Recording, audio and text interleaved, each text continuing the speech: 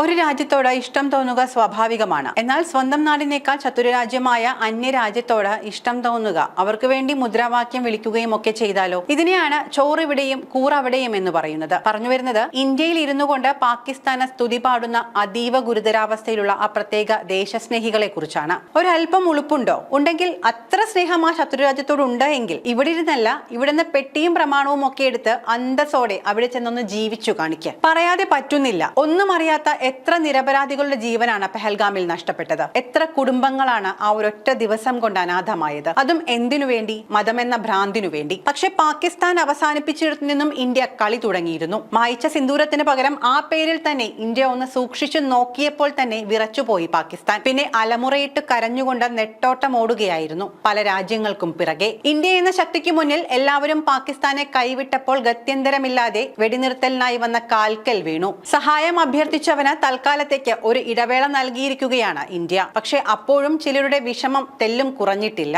ജയിലിൽ നിന്ന് പുറത്തിറങ്ങിയ ഉടനെ പാകിസ്ഥാന് സിന്ദാബാദ് വിളിച്ച ഒരു ധീരപുരുഷൻ ഒട്ടും സമയമെടുത്തില്ല. വന്നത് എവിടെ നിന്നാണോ അവിടേക്ക് തന്നെ തിരികെ കൊണ്ടുപോയിട്ടുണ്ട്. വാരണാസി ജില്ലയിൽ കവർച്ച, ആക്രമണം എന്നീ കുറ്റങ്ങൾ ചുമത്തപ്പെട്ട ജയിലിലായിരുന്ന ആബിദ് ഖാനാണ് ജയിലിൽ നിന്ന് പുറത്തിറങ്ങിയ ഉടനെ തന്നെ അനുമതിയില്ലാതെ തുറന്ന കാറിൽ പ്രകടനം നടത്തി പാകിസ്ഥാനെ പിന്തുണച്ച മുദ്രാവാക്യങ്ങൾ മുഴക്കിയതിന് വീണ്ടും ജയിലിലേക്ക് തന്നെ പോകേണ്ടി വന്നത്. ഘോഷയാത്രയിൽ പങ്കെടുത്ത ആബിദ് ഖാന്റെ അനുയായികളും മുദ്രാവാക്യം വിളിച്ചു. വീഡിയോ സോഷ്യൽ മീഡിയയിൽ വൈറലായതോടെ ആബിദ് ഖാനെതിരെ കേസും എടുത്തു. പിന്നാലെ ആബിദിനെയും 2 കൂട്ടാളികളെയും പോലീസ് പിടികൂടുകയും ചെയ്തിട്ടുണ്ട്. മറ്റു പ്രതികൾക്കായി തെരച്ചിൽ തുടരുകയാണ്. സോഷ്യൽ മീഡിയയിൽ വൈറലാകുന്ന വീഡിയോയിൽ ജയിലിൽ നിന്ന് പുറത്തിറങ്ങിയ ശേഷം ആബിദ് ഖാൻ അനധികൃതമായി പ്രകടനം നടത്തുന്നത് കാണാം. ചേത്ഗഡ് പോലീസ് സ്റ്റേഷനിൽ ആബിദ് ഖാനും അജ്ഞാതരായ ആളുകൾക്കുമെതിരെ കേസ് രജിസ്റ്റർ ചെയ്തിട്ടുണ്ട് എന്ന് കാശി സോൺ DCP ഗൗരവ് ബൻസാർ പറഞ്ഞു. ആബിദിന്റെ ഘോഷയാത്ര കാരണം 2 കിലോമീറ്റർ നീളമുള്ള ഗതാഗത കുരുക്കും ഉണ്ടായി. കാശി വിശ്വനാഥ് ധാമിലേക്കുള്ള റോഡുകളും വളരെ നേരം സ്തംഭിച്ചിട്ടുണ്ടായിരുന്നു. കവർച്ച,